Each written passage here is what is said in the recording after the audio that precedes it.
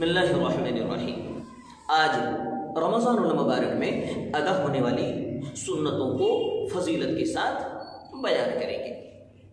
फिर ये बतलाएंगे कि इन सुन्नतों के अदा करने में हमारा क्या रोल है, हम क्या क्या हरकतें करते हैं। तो पहले सुन्नतों को तरतीबवार सुन लीजिए। पहली सुन्नत, पूरे रमज़ानुल मुबारक में एहतिमाम के साथ, पाबंदी के साथ तरावीह पढ़ना। दूसरी सुन्नत, रमज़ानुल मुबारक में कम से कम एक बार कुरान शरीफ पढ़ना या सुनना। तीसरी सुन्नत, रमज़ानुल मुबारक में मस्जिद में जमाअत के साथ तरावीह पढ़ना, ये सुन्नत अलल किफाया है। चौथी सुन्नत, रमज़ानुल मुबारक के आखिर अशरे में एतिकाफ में बैठना। अब इन तमाम सुन्नतों की फजीलत सुनिए। पहली सुन्नत, रमज़ानुल मुबारक में पूरी पाबंदी के साथ तरावीह पढ़ना।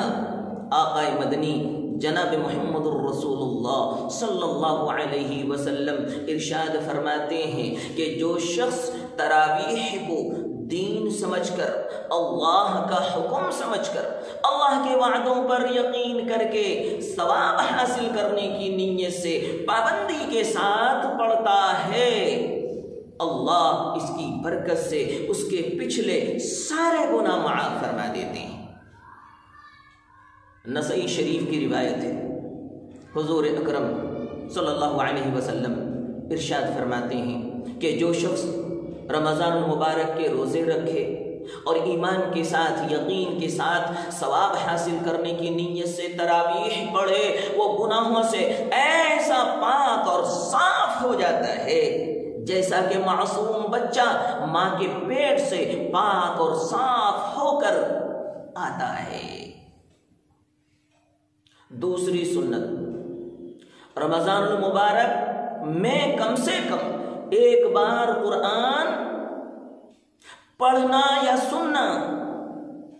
बैहक़ी की रिवायत है, हज़रत अब्दुल्लाह इब्न अम्र रज़ियल्लाहु ताला अन्हु रिवायत करते हैं कि जनाब मुहम्मदुर रसूलुल्लाह सल्लल्लाहु अलैहि वसल्लम ने इरशाद फरमाया कि क़यामत के दिन रमज़ान के रोज़े और कुरान बंदे के हक में अल्लाह के दरबार में सिफारिश करेगा। रोज़ा कहेगा, या अल्लाह, मैंने इस बंदे को दिन में खाने पीने और शहवतों से रोके रखा, इसके हक में मेरी सिफारिश कबूल फरमा लीजिए। और कुरान कहेगा, ऐ अल्लाह, मैंने इसको रात में जगाए रखा, लाख थकावट और उकताहट के बावजूद तेरे दरबार में खड़ा रखा, इसके हक में मेरी सिफारिश कबूल फरमा लीजिए। हदीस में आता है कि परवरदिगार आलम रोज़े और कुरान की सिफारिश कबूल कर लेगा और इस तरह बंदा जन्नत का हकदार हो जाएगा। तीसरी सुन्नत, मस्जिद में जमाअत के साथ तरावीह पढ़ना। फ़ुक़हा किराम लिखते हैं कि घर में अकेले नमाज पढ़ने से ज़्यादा फजीलत रखता है, ज़्यादा सवाब रखता है मस्जिद में जमाअत के साथ नमाज पढ़ना। लेकिन अगर कोई घर के अंदर जमाअत से तरावीह पढ़ ले तो उसके बारे में क्या हुक्म है? तो उसके बारे में भी यही हुक्म है कि उसको जमाअत का सवाब तो मिलेगा, लेकिन मस्जिद का वो उसे सवाब नहीं मिलेगा। चौथी सुन्नत है, रमज़ान मुबारक के आखिर अशरे में एतिकाफ में बैठना। आक़ाए मदनी जनाब मुहम्मदुर रसूलुल्लाह सल्लल्लाहु अलैहि वसल्लम इरशाद फरमाते हैं कि जो शख्स एतिकाफ में बैठता है उसको 2 हज اور 2 عمرے کا ثواب ملتا ہے۔ یہ فضیلتیں ہیں ان تمام سنتوں کے ادا کرنے کی، اور سنت کی شان ہی تو عجیب ہے۔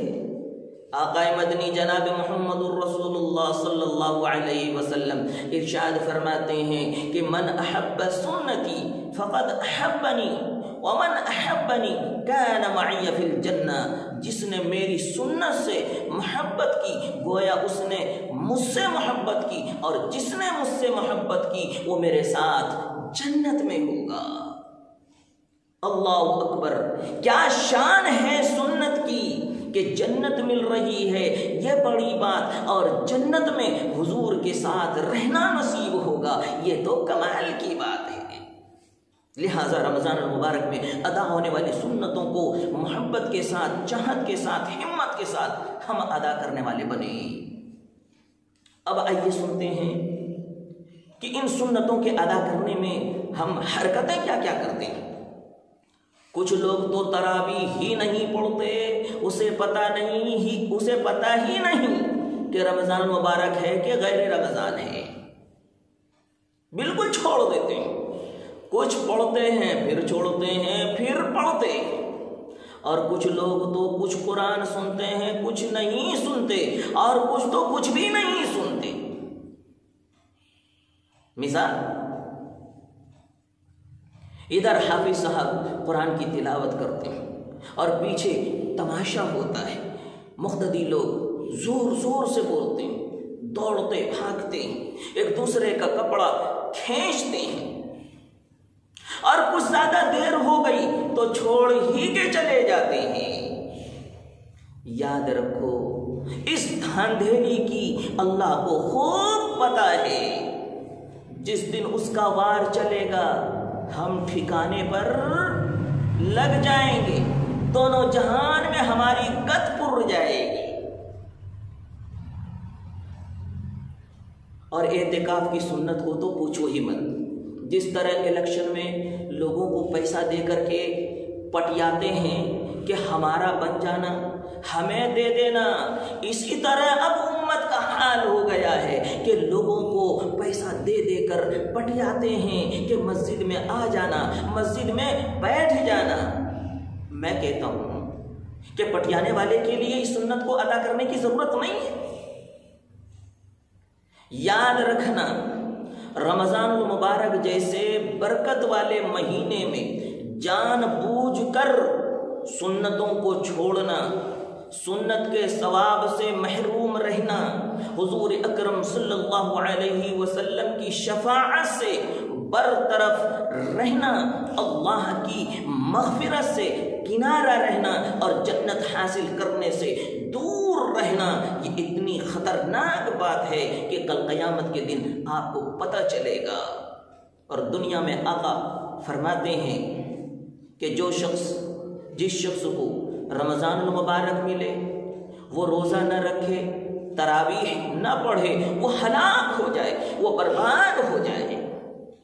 اس لیے میرے دینی بھائیوں، قرآن کریم کی ایک آیت یاد رکھنا، ان ربک لبالمرصاد، بے شک تیرا رب گھات میں لگا ہوا ہے،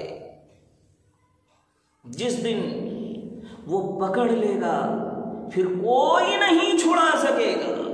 اس لیے آج وقت ہے کہ ہم محبت کے ساتھ، چاہت کے ساتھ، ہمت کے ساتھ، عقیدت کے ساتھ روزہ بھی رکھیں گے، تراویح بھی پڑھیں گے، اور جب عید کے دن عیدگاہ میں ہم میدان میں آئیں گے، اللہ کی رحمت میدان میں آئے گی، اور یوں کہا جائے گا کہ تو نے روزہ رکھا، تو نے تراویح پڑھی، اس کے صدقے میں نے تمہارے سارے گناہوں کے، سارے مجمع کے، ساری سیاکاریوں کو معاف کر دیا، دھل دیا، تم اب بخشے بخشائے اپنے گھروں کو لوٹ جاؤ۔